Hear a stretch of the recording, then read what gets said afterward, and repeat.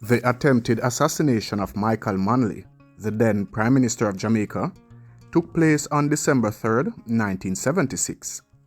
Gunmen opened fire on Manley's motorcade, resulting in a chaotic and violent scene. The attackers targeted Manley's vehicle, which was hit by several bullets.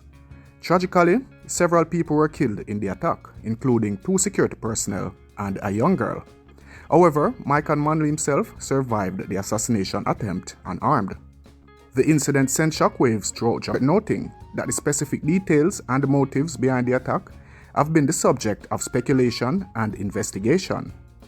Some believe it was politically motivated, possibly connected to the ongoing political rivalry between the PNP and the JLP. However, no conclusive evidence was definitively established who was responsible for the attack. The attempted assassination of Michael Manley remains a significant event in Jamaican political history and serves as a reminder of the turbulent times the country faced during that era.